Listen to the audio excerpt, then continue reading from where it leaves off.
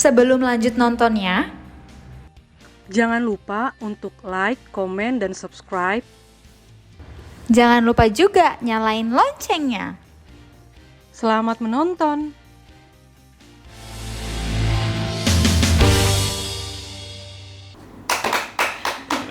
Shalom, Jemaat DNTY. Balik lagi sama kita di sini bersama Yoi. dua wakil Tuhan dan juga Mega dan Moni. Gila, kita udah lama banget kayaknya nggak ketemu ya. Iya, udah hampir berapa tahun ya, Bon? Berapa tahun?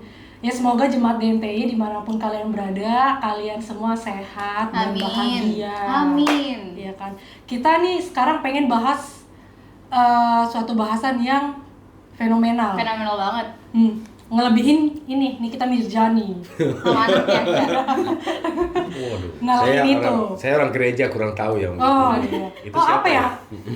Hal-hal yang fenomenal di Fenomenal. ini ya. Sebenarnya nggak di Saya taunya Mongol. Mongol. Ini kita nggak tahu saya. Oh, juga di fenomenal. Dengan gereja setannya itu. udah sering sih dia. Apa kita mau undang? Iya boleh lah, Boleh, Bro. boleh Bang Ngomong. Nah, kita mau bahas apa sih, Mega? Kita hari ini mau bahas temanya adalah Hyper Grace. Hyper Grace. Nah, buat yang belum tahu Hyper Grace, boleh banget ditonton terus video kita ini. Dan kalau memang ada pertanyaan seputar Hyper Grace atau tentang gereja yang mau kalian tanyakan, bisa juga komen di channel YouTube kita ini. Tuh. Kalau bisa sih ditonton sampai akhir ya supaya tidak menimbulkan persepsi yang salah. Yes, nanti takutnya dipotong-potong terus diposting. Iya kan. Kita langsung tanya aja ke wakil Tuhan, kan udah ada sudut biru dan merah. Tapi kebetulan udah warnanya merah. Merah dan pink. Iya. Saya lebih lembut, dia lebih merah. Kita langsung ke ini kali, ke Om Roy. Iya, lebih merah dia. Kayaknya udah siap banget soalnya. Iya. Tapi iya sih yang menarik itu karena yang di kita itu kan diberikan free will ya kan. Kita mau bisa murtad, kita tetap bisa tobat kumat, habis tobat ngelakuin lagi, tobat nyolong lagi, tobat membunuh lagi ya kan. Tobat pesta seks lagi. Pokoknya banyak lah dosa-dosa yang bisa kita sebutkan gitu. Cuman ya itu tadi poinnya ya kan. Sekali kita terima keselamatan, kalau di Hyper Grace itu akan terus tuh keselamatan terus ada di hidupnya walaupun dia ya tadi tobat kumat, murtad, Tapi apa yang segala gue macam. ada dua definisi Hyper Grace yang berbeda sih. Kalau yang satu dari sisi sebelah sana, Hyper Grace tuh bakal selalu ada walaupun hidup lu ya nggak sesuai dengan firman Tuhan. Tapi satu lagi, Hyper Grace bisa hilang. Jadi sebenarnya menurut Bukan Hyper Grace. Hyper Grace-nya. Grace-nya anugerahnya keselamatan Keselamatan. yang bisa hilang. Bisa. Jadi sebenarnya kita sebagai manusia tuh baiknya harus tetap hidup benar atau kita yang bisa hidup semena-mena sesuka kita aja apa gimana sih jadi bingung sendiri gitu. Ini gimana sih gitu. Ya karena kalau pengalaman saya ya, karena memang saya latar belakangnya kan bukan orang baik. Sama. Loh benar, ada orang itu tidak perlu Tuhan hidupnya udah baik loh. Nggak perlu Tuhan hidupnya udah baik. Nggak kriminal, nggak gangguin orang. Pokoknya dia pengen terlihat baik lah. Buat dia nama baik itu penting. Tapi mungkin orang-orang golongannya seperti saya nama bodo amat. Gue senengnya apa gue lakuin gitu. Ajar Lewat ya. ladang orang ada jagung nih sikat. Waduh, nih udah seminggu ini belum makan enak. Lewat ayam tetangga hilang. Dulu saya begitu. Jadi jagung direndam di minuman Belum keras. jadi pendeta. Kasih ke ayamnya. Itu jangan dicontoh. Ayam tetangga ceding-ceding kan. Bapak, tulang ayamnya sakit ini. Gitu kan padahal gara-gara minum kan. Wah, udah potong aja lah katanya. Udah tinggal patah kaler ya. Gitu kan. Jadi saya kalau jadi orang baik itu, saya dulu kalau bikin kejahatan itu sistematis. Makanya begitu saya mengajar Emang perencana ya. mengajar teologi sistematisnya masih ada. Sistematisnya gitu masih ada. Karena jadi kalau buat saya itu jadi orang baik itu ya benar-benar butuh Tuhan, butuh anugerah. Ya itu kayak Paulus tadi. Karena dia tahu bahwa hidup dia itu sangat berdosa. Jadi kalau sekarang pun saya bisa melakukan baik itu, ya bukan normalnya saya, itu abnormal. Kalau saya baik sama orang gitu ya, nggak jahatin orang, nggak balas orang, nggak usah bikin kejahatan aja, saya jahatin, apalagi orang bikin jahat, normalnya udah pasti saya harus balas berlipat-lipat kali ganda. Jadi berbuat baik itu bukan sebuah tujuan menurut saya. Karena kalaupun kita berbuat baik, itu jangan-jangan ada kita punya maksud. nggak pure Iya. gitu kan. Ada maunya, Ada iya, maunya daripada nanti nggak ditemenin sama bor, gue nggak ada teman, ya udah gue baik deh sama dia. Itu kan tetap bukan baik namanya. Iya. Benar. Baik itu adalah gue tetap baik, lo nggak baik ya memang gue orangnya baik orangnya gitu. Jadi baik itu bukan karena kita, itu karena kita nerima Tuhan di dalam diri kita. Tiba-tiba ada sebuah aplikasi, ya Roh Kudus namanya, itu ada di dalam diri kita. Mendadak itu yang mengerjakan tanpa kita sadari. Baru kita jadi bengong. Kok aku gak marah ya? Kok aku jadi begini ya? Kok aku bisa jadi baik ya? Gitu. Oke. Jadi kalau berusaha jadi baik itu nggak ada. Kita harus berusaha jadi orang baik, enggak. Kalau menurut saya, sejauh mana kita memberikan penyerahan total, Roh Kudus mengerjakan yang baik di dalam diri kita. Maka Paulus bilang begini, kalaupun saya mengerjakan yang baik, itu bukan karena saya, tetap karena Tuhan. Iya, tadi karena kasih karunia Tuhan Kasih dalam karunia. hidup saya. Gitu. Makanya jangan ada manusia-manusia sombong. Nggak boleh itu. Merasa dia bisa ya kan, merasa dia Pernah nggak hebat. lihat orang gini, orang sama si A nice banget, bagus banget. Giliran yang lain kejamnya minta ampun. Iya, pernah ada lagi temen kayak gitu. Gitu kan, wah kalau ini, waduh penjilat kalah gitu baiknya pokoknya. Tapi kepada orang yang berbeda, sikapnya berbeda. Itu bukan orang yang baik. Jadi saya punya prinsip gini, saya punya teman jahat sama orang, baik sama kalau saya punya teman nih baik kepada saya nggak ngecap dia baik. Ya mungkin dia baik sama saya, jahat sama orang lain. Kalau saya ketemu teman saya kata orang penjahat, ya mungkin dia jahatnya malu, tapi kan sama gue Iya, baik. iya. Ngerti. Jadi nggak ada orang jahat dan orang baik itu nggak ada. Iya. Cari orang sebaik-baiknya, saya bisa temukan kejahatannya.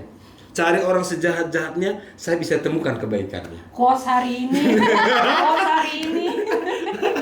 Langsung di underline ya kan. Jadi nggak ada perilaku baik dan perilaku jahat itu nggak ada. Sebetulnya kalau kelihatan baik itu sebetulnya dia jahatnya nggak kelihatan. Cuma kalau kayak tadi Bang Roy ngomong tentang ya gue nih emang dulunya begitu, nah itu emang udah kejahatan udah kelihatan. Makanya dia lebih mengerti tentang kasih karunia. Dia tahu bahwa hidupnya itu terlalu rusak dan akhirnya dia menjadi hamba Tuhan sekarang. Haleluya. Jadi tambah bingung atau tambah Enggak, pusing? udah. Jadi jangan nggak usah berusaha jadi orang baik. Daripada lu dapat 12 mata kuliah. Udah sistematik nih. Kuliah gratis nih hari ini. Mahal bayarannya. Apa? Sekali 1 jam aja berapa juta dolar? Oh jangan dong. Sampai tebal. Kita balik dulu ke pertanyaan yang sebelumnya. Pertanyaannya, apakah anugerah Tuhan semurah itu? Terus perbedaan pendosa dan juga berdosa. Pengen nanya juga sama Om Roy sama Ko Henry. Jadi kan dari tadi kan kita udah bahas tuh tentang dosa-dosa orang apa dan segala macam kan. Dan kayaknya ini masih nyambung, ini masih relate sama tadi soal grace tadi. Jadi kan kalau misalkan kita bilang anugerah itu bisa hilang karena orang melakukan hal berdosa lagi gitu kan. Nah, terus aku jadi kepikiran gitu, berarti orang yang tobat kumat itu berarti bisa dibilang pendosa kan? Kalau kita kan orang berdosa nih, orang berdosa bisa ditebus. Dan ketika kita melakukan dosa yang sama, tobat kumat itu bisa dibilang pendosa nggak? Kan beda tuh. Pendosa dan Pendosa sama berdosa pasti beda dong. Pendosa itu sebenarnya kalau menurut definisi dari saya ya, pendosa itu sebenarnya orang yang memang tidak ada keinginan untuk bertobat. Tidak ada keinginan untuk bertobat. Gitu. Dan itu kita susah untuk mengidentifikasinya, mendiagnosa nih orang ini sebenarnya pendosa atau ya memang bukan, kita nggak tahu karena itu bicara tentang hati. Ketika dia bergumul sungguh-sungguh, Tuhan ini bagaimana ya, aku sudah jatuh sekian kali bla bla bla bla, kita kan nggak ngerti gitu. Jadi ada 2 orang itu kan yang berdoa, Tuhan aku bersyukur aku ini bukan orang penjahat gitu kan. Tuhan kan berkata aku menolak, tapi ada si pendosa. Tidak ada tulisannya dia itu meninggalkan dosanya, nggak ada ceritanya dia itu meninggalkan dosanya sejak jadi hari itu jadi apa. Dia hanya berkata aku ini berdosa, nggak layak, bahkan dia memukul dadanya. Tapi hari itu Tuhan berkenan kepadanya. Makanya seharusnya itu ada cerita selanjutnya. Besok dia berdosa lagi, berdoa yang sama lagi, tidak kan gitu kan. Tapi sampai di titik itu Tuhan tuh sudah ngambil keputusan loh. Sudah memberikan, aku menyukai, Tuhan menyukai dan muak dengan yang ini. Karena kembali lagi orang bisa berperilaku yang baik, bukan dia mengerjakan, Roh Kudus kok yang mengerjakan. Jadi kita susah memberikan identifikasi, oh ini sebenarnya pendosa atau tidak.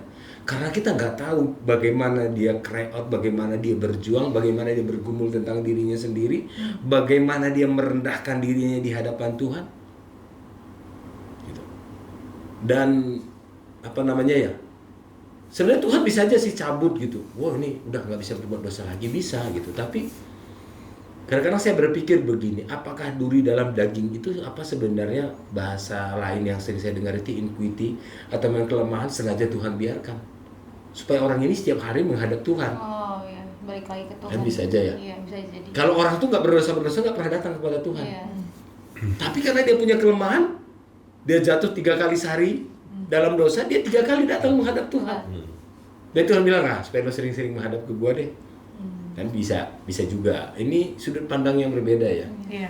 Yang jarang orang lihat, ya saya lihatnya agak sisi yang berbeda. Bisa. Jadi ya susahnya tuh begitu. Karena dia merasakan jadi pendosa itu seperti apa. Jadi dia begitu sangat menyelam tentang arti Based sebuah. on true story ya, Ko Iya, ya. Bukan. begitu kasih karunia itu benar-benar sangat luar biasa dalam hidupnya. Karena ketika Yesus datang di rumah Sakeus tidak ada ya, Tuhan tuh ngomong dosa sama Sakeus nggak ada. Ketika wanita kedapatan berzina, Yesus juga nggak ada menghakimi. Gitu. Jadi saya mempelajari dosa itu apa sih, surga itu apa sih, bagaimana supaya kita keselamatan itu apa. Itu tuh di luar pemikiran manusia, karena itu konsep ide Tuhan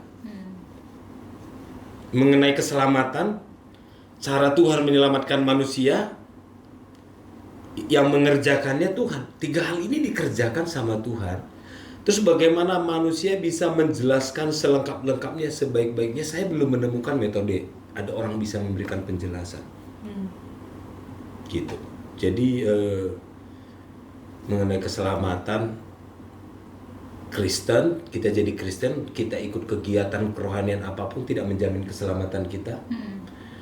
Orang nggak harus Kristen bisa selamat masuk surga karena Kristen itu agama, kan gitu kan. Terus mengenai perilaku, Alkitab sudah menjelaskan perilaku manusia itu seperti kain kesumba, nggak ada yang benar. Ya kira-kira begitu. Dan orang yang kehidupannya saleh, Tuhan sedang sama dia, nggak juga jadi jaminan. Orang yang penjahat belum tentu jadi jaminan Tuhan juga jauh dari hidupnya. Gitu. Kok jadi bingung? Agak misteri gitu ya, misteri ilahi. Jadi kita nggak bisa mendefinisikan ya ini pendosa sama orang yang berdosa. Nah, memang sengaja Tuhan ciptakan itu supaya satu, manusia itu tidak menilai dan menghakimi orang lain. Iya benar. Sedangkan begitu aja kita masih suka ngejudge orang lain. Iya, Kok. benar-benar. Gitu. Contohnya aja begini, pengajaran antar gereja nih. Ini sedikit cerita waktu kemarin kuliah. Ada satu orang nanya gini, saya ini nggak bisa mendengar suara Tuhan. Bagaimana caranya mendengar suara Tuhan? Kalau kalian ditanya gitu, jawabnya gimana? Mega gimana Mega? Dengar suara Tuhan loh ini. Beli korek kuping. Saya buka Alkitab. Nah, benar. Buka Alkitab. Itu suara Tuhan. Oke. Jadi ada orang berpikir begini, saya saya sudah coba berdoa 2 jam dengan kitab. Lo mau berdoa atau mendengar suara Tuhan?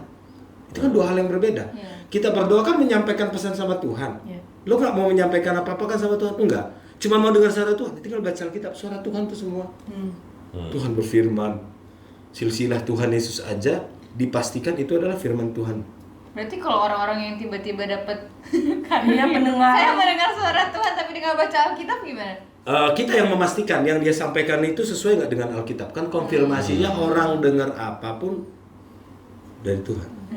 Sampai kan ada golongan gini, ada golongan yang khotbah, saya mendengar suara Tuhan. Terus saya bilang begini, tipe orang kalau mendengar suara Tuhan, oh saya dengar suara Tuhan, berarti itu kamu itu ndablek bener. Sampai Tuhan terus ngomong sendiri, padahal udah ada tercatat. Itu berarti orang bebal sebenarnya gitu kan.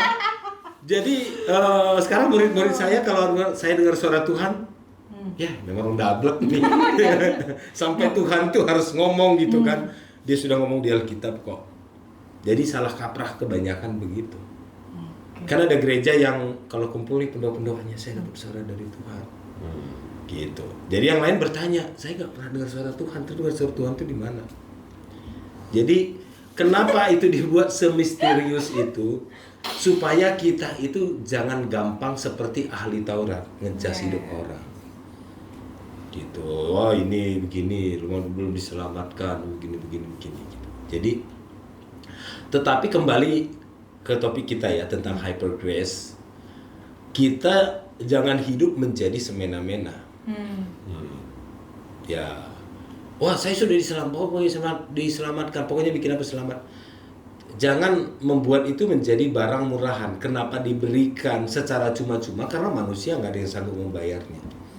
Karena manusia nggak sanggup, nggak ada yang sanggup. Cuma hanya Tuhan yang bisa bayar. Jadi respect itu kalau menurut saya kita berbuat baik itu karena respect terhadap keselamatan yang diberikan.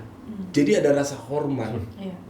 Gitu. Nah, hal yang lain yang tentang hyper grace ini yang menurut orang yang saya tidak suka itu adalah mereka kehilangan respect sama Tuhan. Jadi kalau bikin dosa ya biasa aja.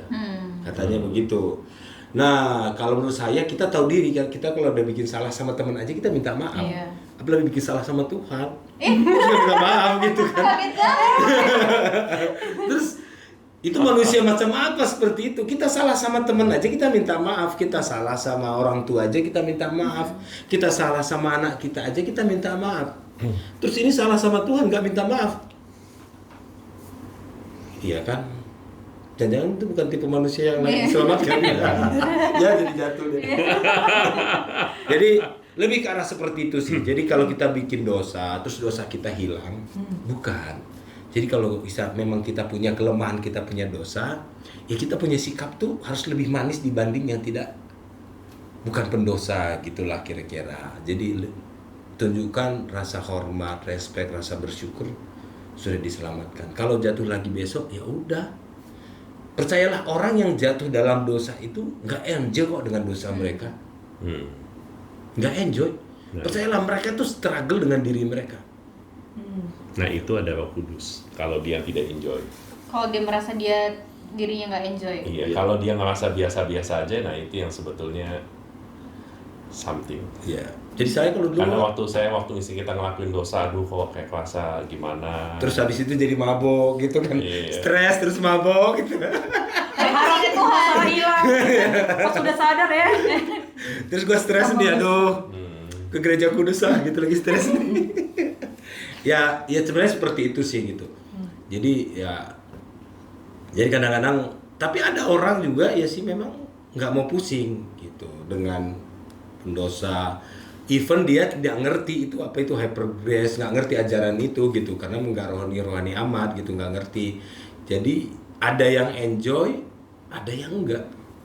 Ada yang seperti tadi dia memukul dirinya. Gitu. Masalah besok lagi dia jatuh lagi atau tidak, ya kita nggak bisa komentar apa-apa. Karena kenyataannya Tuhan belum tentu benci dia, lebih menyukai yang tidak ada dosanya. Gitu Ibu. Nangkep. Nilai apa nih dikasih? A+ kali ya. Ini gue besar ini. Bentar lagi langsung mau masuk profesor. Waduh. Prosesor. Jadi Pertanyaan terakhir gitu. kali. Pertanyaan terakhir. Kalau Henry mau nambahin soal yang pendosa? Udah cukup dia lebih menjiwai daripada saya. Karena dia mengerti arti pendosa itu seperti apa. Oke, jadi di pertanyaan terakhir, doktrin-doktrin yang tadi kita sebutin kayak high progress itu kenapa sih kira-kira masih terus berkembang di dunia ini sekarang ini? Apalagi kayaknya itu ada dua high progress dengan pengertian yang berbeda ya tadi ya.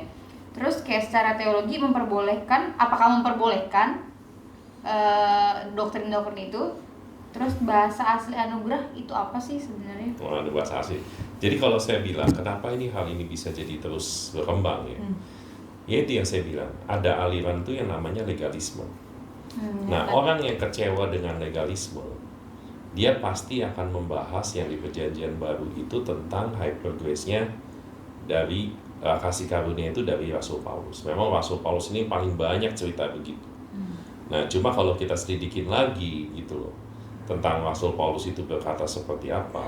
Jadi dia itu benar-benar tidak menyia-nyiakan tentang kasih karunia ini. Waktu dia mengerti itu, ya dia benar-benar akhirnya dia bekerja lebih keras, dia berdoa lebih banyak, dia melakukan semuanya lebih banyak lagi. Nah, dia lebih menyelami hal-hal seperti itu. Jadi kenapa sih, sebenarnya kalau saya lihat nih patternnya, kenapa hal ini terjadi seperti itu? Karena ada orang-orang legalisme yang istilahnya kelompok ini, dan ada kelompok juga yang kecewa dengan itu, dan dibilang loh, ini Perjanjian Baru ini bahas tentang kasih karunia, tentang Rasul Paulus bilang bahwa istilahnya enough, tidak perlu belajar tentang segala sesuatu yang istilahnya tuh yang dari zaman dulu gitu loh, istilahnya semua yang istilahnya yang harus begini jadi begini, ini begini gitu loh. Nah, tapi waktu Paulus bilang aku ini mempelajari tentang kasih karunia ini, tapi waktu dia bekerja dan dia melakukan semua itu dengan istilahnya dia nggak mengerti tentang arti kasih karunia itu, maka dia bilang aku bekerja lebih banyak. Nah, itu yang sebetulnya banyak orang tuh kepleset tentang kasih karunia itu. Kan di Alkitab juga bilang, hendaklah kerjakan keselamatan kita itu dengan takut dan gentar. Iya kan? Jadi keselamatan itu yang tadi dibilang bisa hilang. Kalau kita nih nggak kayak yang dibilang takut dan gentar, gitu loh. Ya ini kan ngerti kan artinya bahwa kita nih bisa hilang loh kalau kita nggak ngelakuin itu semua, gitu loh. Cuma hanya berdasarkan dengan ada ayat-ayat yang lain tuh yang tentang ya istilahnya kita tuh mesti kerja, gitu. Kalau nggak, kenapa sih Alkitab sampai Paulus sampai dulu rasul-rasul bilang menetapkan ada ada diakonia, ada misi, ada apa? Tanpa misi nggak ada yang bisa bergerak. Meskipun keselamatan itu cuma karena anugerah. Orang bisa selamat itu cuma karena Tuhan, bukan karena kita. Tapi waktu misi itu tidak pernah tercapai, maksudnya orang itu nggak pernah pergi ke suatu tempat, itu tidak pernah terjadi. Indonesia dengan misionaris dulu yang pernah mati dan dia tidak ngomong Injil sama sekali. Karena dia waktu jejakin kaki di Papua, mati. Dan saya waktu itu lihat di Pulau Mansinam itu begitu. Mereka ada misionaris datang ke sana, nggak dapat apa-apa, dibunuh. Karena mereka menganggapnya orang asing. Tapi darahnya itu bicara bahwa ada keselamatan yang, ya bukannya memang itu gimana, tapi ada apa ya? Mereka sudah mati buat Indonesia, dia buat mati di Papua. Sehingga iblis nggak bisa nuntut kalau bahwa akan ada keselamatan di Indonesia ini dengan adanya matinya orang-orang misionaris itu. Dan termasuk rasul-rasul. Kenapa? Kalau mereka ngomong tentang kasih karunia nggak apa-apa, tapi mereka 12 rasul ini mati semua loh. Nggak ada loh mati yang baik-baik, gitu loh. Dan hampir semua yang kayak waktu itu saya pernah bahas, sampai 800 tahun itu semua kepala gereja paus itu matinya pada sengsara semua. Nggak ada yang ngomong kita happy-happy kayak sekarang pendeta cuma ya bukan gimana ya, ya kita buat gereja, jemaat begini, segala macam, bla bla bla bla segala macam gitu. Zaman dulu tuh namanya pemimpin gereja, mereka tuh harus berhadapan dengan politik, dengan ngadepin semuanya, dan mereka bisa dikejar-kejar, lari di hutan, nggak makan. Itu mereka ngalamin, namanya orang-orang Kristen pertama kali itu. Nah, apa kita mau ngomong hypergrace? Ya dia tahu bahwa itu kasih karunia hidup dalam dia. Waktu dia akhirnya dikejar-kejar dan dia cuma, Tuhan terima kasih kalau Engkau telah menebus dosaku. Mati dia. Itu zaman rasul-rasul, zaman kejadian itu semua itu begitu. Kalau kita menganggap bahwa itu, makanya kan saya bilang, kalau kita menganggap kasih karunia itu cuma hypergrace itu cuma sekedar murahan, Iya. itu berarti kita tuh membuang anugerah Tuhan yang terbesar di kayu salib. Karena waktu kita mengerti bahwa pengorbanan dia di kayu salib, kita harus berbuah mengerjakan itu semua. Karena cinta kita melayani orang, kita berbuat sesuatu buat orang, kita berdoa, kita cari kehendak Tuhan, kita punya hubungan pribadi sama Tuhan. Dan itu nggak bisa dihilangkan. Makanya aliran New Age itu berkata bahwa lu kalau udah ngerti kasih karunia, that's it. Karena lu udah selamat, lu ngelakuin apapun selamat. Gitu loh. Nah ini apakah kita akan kedorong ke sana? Dan ini memang udah banyak yang terdorong. Ada banyak saya ketemu orang itu udah terdorong. Dia bilang, lu nggak perlu ngapa-ngapain lagi, Yesus sudah mati. Oh enak sekali. Dan akhirnya saya melihat tidak ada buah-buah dalam hidup dia, dan dia hidup semana enak-enaknya aja. Gue mau hidup gimana segala macam. Ya saya berkata ini yang mengerikan. Itu yang sudah terdorong dengan yang dibilang namanya high progress dan kasih karunia. Saya benar-benar lihat ada tokoh saya pernah kemarin gitu ya, saya ketemu gitu, dan dia benar-benar wah hidupnya, dia bilang nggak peduli, pokoknya gue udah percaya Yesus, gue udah nyelamatin gue, selesai. Nah ini yang bahaya. Karena sebenarnya kalau dia tidak mengerjakan keselamatan, dia tidak melakukan penginjilan, dia tidak baca Alkitab, dia tidak melakukan apapun, bukan karena aku juga masuk legalisme ya, tapi karena kita mesti mempelajari kisah Yesus dalam hidup kita. Karena waktu kita nggak punya hubungan itu yang bahaya. Nah itu yang sebetulnya dihilangkan sama New Age. Jadi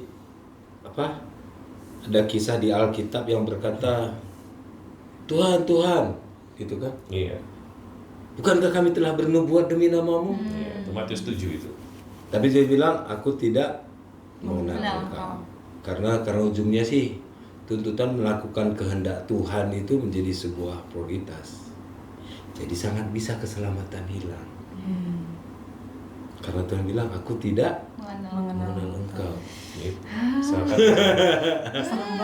Yang ngomong itu kan kami bernubuat, yang rohani lagi ya kan, kami bernubuat membangkitkan orang mati, menyembuhkan. Gitu. Karena melakukan kegiatan rohani itu motivasinya sangat banyak. Ada satu orang murid pernah bertanya sama saya, bagaimana Pak caranya untuk kaya, sukses dan berhasil? Saya bilang gampang, kamu bangkitin satu aja orang mati. Iya pasti.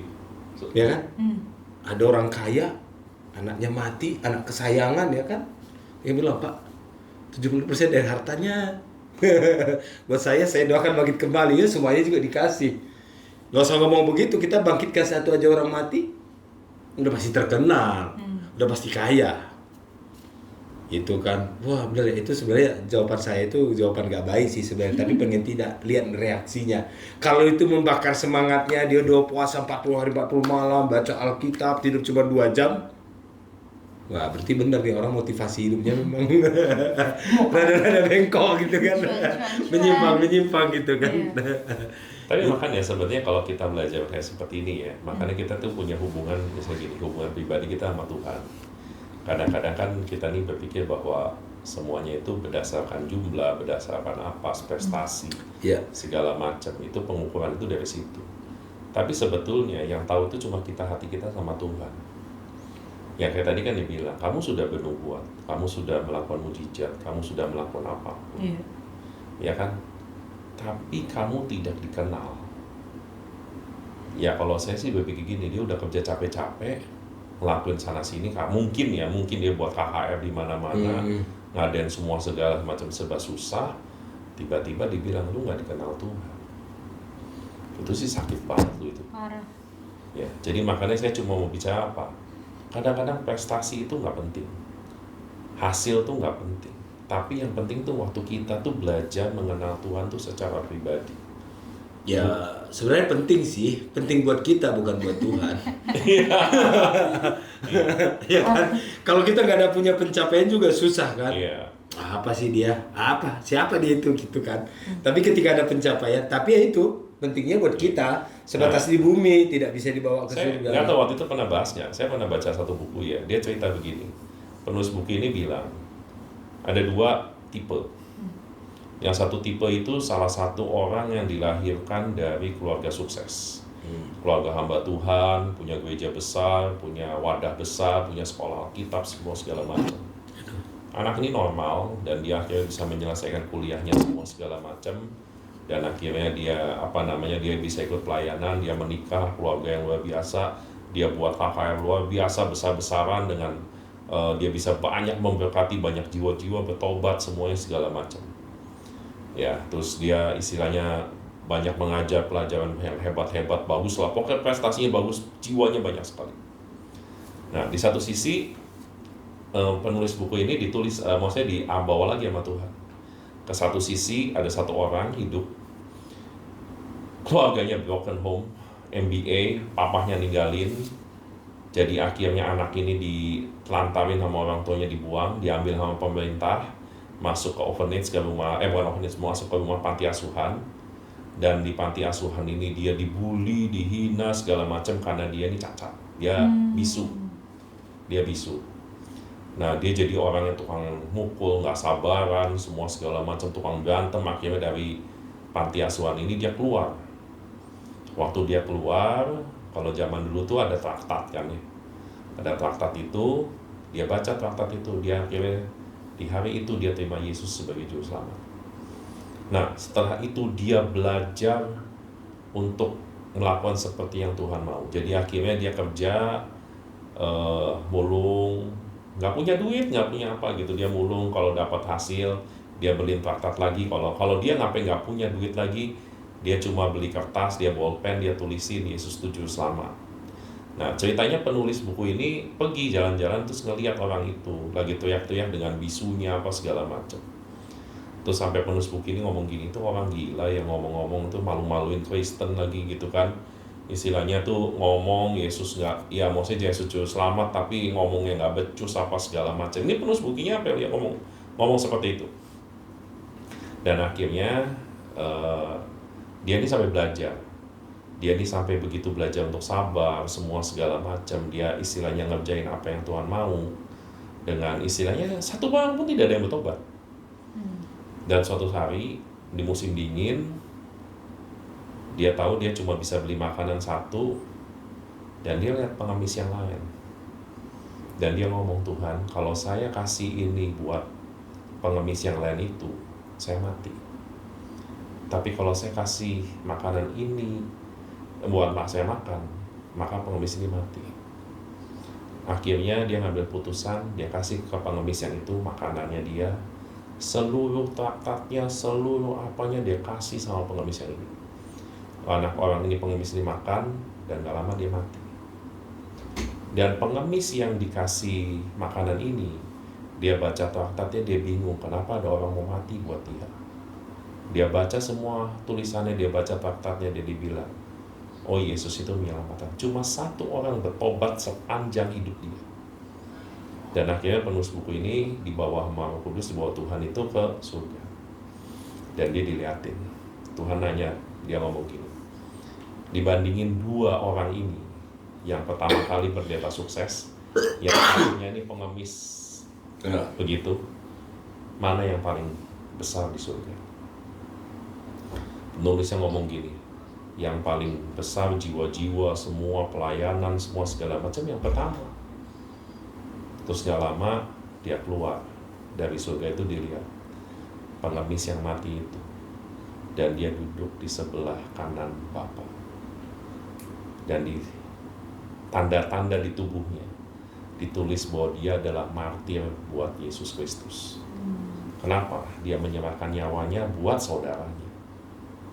Dan yang paling hebat, Tuhan Yesus ngomong apa?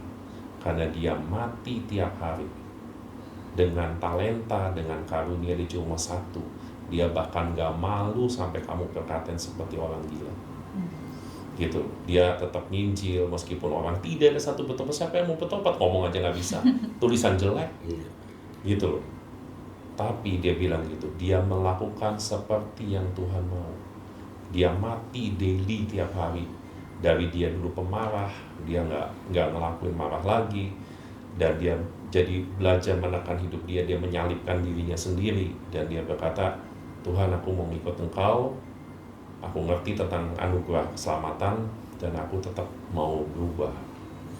Jadi akhirnya waktu di surga itu si penulis ini diliatin sama Tuhan. Kamu lihat, ya, satu orang di hidupnya terakhir dan dia nggak buat apa-apa, cuma dia melakukan salipin hidupnya terus setiap hari. Dia mencapai yang tertinggi. Kalau buat saya ya, makanya saya bilang kita melayani Tuhan mesti punya hubungan. Kita bisa melakukan mujizat, kita bisa punya karunia, kita mungkin bisa bertobatin begitu banyak orang. Itu penting nggak penting? Tapi yang Tuhan ingin itu relationship, gitu, antara kita sama Tuhan itu seperti apa. Ya mudah-mudahan ilustrasi ini bisa. Ini kisah nyata, ada di penulis buku itu nulis seperti itu. Jadi yang mau yang terbesar di surga atau gimana ya sebenarnya kita nggak, ya jalanin aja daily, hari demi hari. Ya, jalanin sama Tuhan supaya kita bisa nyenengin Tuhan gitu. Jadi kalau ada teman bilang pinjam dulu 100 Agak silaturahmi kita. Pinjam dulu 100. ada teman lagi susah ini. Trauma banget lagi. Aduh, Pinjam dulu 100, besok diganti. kasih nggak ya? Kasih nggak? Kasih. Kasih dong. Itu tadi Tapi- nyawa aja dikasih loh. Tapi kemarin saya ada kasus lucu teman saya nih, ini orang Kristen lagi, sampai dia ngomong, aduh, ini kasus bener gua dijebak nih katanya gitu. Kenapa? Ya itu dia bilang, sebelahnya itu orang jualan biasalah masakan malam gitu. Terus dia bilang, Pak, saya butuh ke kampung nih, katanya gitu, buat ini orang tua saya sakit gitu ya. Pinjam dulu 100. Pinjem lah 2 juta gitu. mudik gitu kan, dia ngomong orang tua sakit 2 juta. 2 juta. Terus 4 bulan dia nggak bayar, sampai 4 bulan nih dia nggak bayar gitu. Terus dibilang, ya bentar lah Pak, uang Bapak nih saya lagi mau pakai buat ini pesugihan katanya. Iya, supaya ini uang 2 juta Bapak nih bisa Balik. multiple ke saya nih itu. Nah nanti kalau saya udah multiple saya bayar ke Bapak. Nah terus dia ngomong gini, waduh, gua orang Kristen. Nanti terima duit hasil Pesugihan. apa? Kita siap menerima uang apa aja asal ada nomor serinya diterima. Waduh, dia bilang gitu kan, ini uang dari setan. Gue bilang, wah kenapa gue mesti terima ya? Dia sampai ngomong nih, Tuhan ampuni kalau saya salah, gitu ya. Cuma kalau memang gue dapat uang begitu, kayaknya sih gue masih belum bisa sih katanya.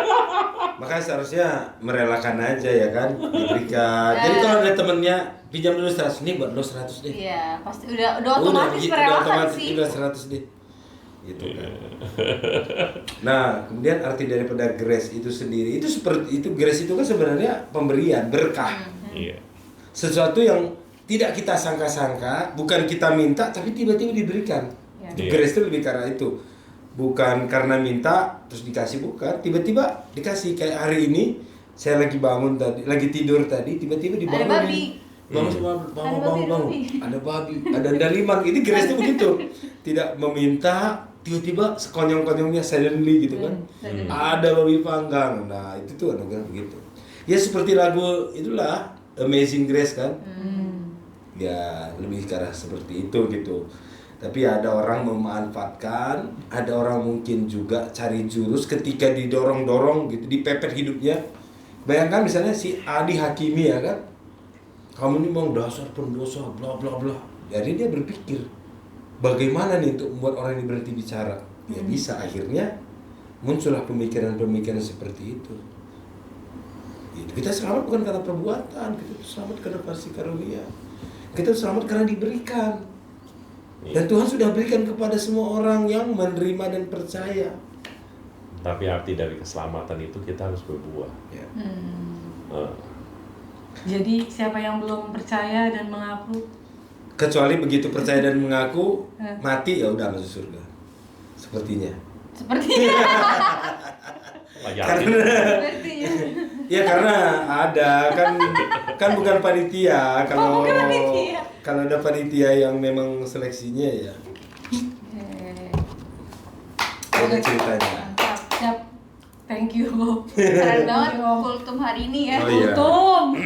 Banyak belajar loh, maksudnya kayak yang tadi hyper grace itu kita anugerah yang diberikan secara cuma-cuma dan bagaimana hidup kita setelah Iya. kita menerima anugerah itu. Jadi jangan hyper itu selalu konotasinya Berlebihan. negatif kan, bener Iya. nggak? Hyper, over gitu. Jadi ya grace aja lah, gak usah pakai hyper mungkin begitu. Iya. Hipertensi nggak bagus. Iya. Hyperseks apalagi, ya kan? Apalagi. Ada, pokoknya hyper ya nggak usah lah, yang Secukupnya aja, Ya, kayak lagunya secukupnya. Hindia secukupnya. Secukupnya. Oke, Jemaat DNTY, terima kasih buat waktunya. Kita sudah selesai untuk podcast tema Hypergrace pada hari ini. Untuk kalian yang masih mau tanya tentang Hypergrace, boleh banget komen di YouTube kita, ada juga di Instagram kita witness.official.com, dan juga ada di Spotify kita Witness Official. Dan juga kita ada di TikTok. Jangan lupa untuk follow dan juga like, komen, dan subscribe. Iya betul. ya misalnya Share. kalau ingin dibahas lebih dalam lagi ya di komen aja. Ah Nanti ya, kita di bahas. komen. Ada yang misalnya masih ngeganjal gitu Iya, kan. atau mau dikupas Mau lebih lebih tajam. clear lagi gitu udah Iya, bisa. betul. Oke, terima kasih Terima semuanya. kasih. Tuhan Yesus Shalom. memberkati. Shalom. Bye.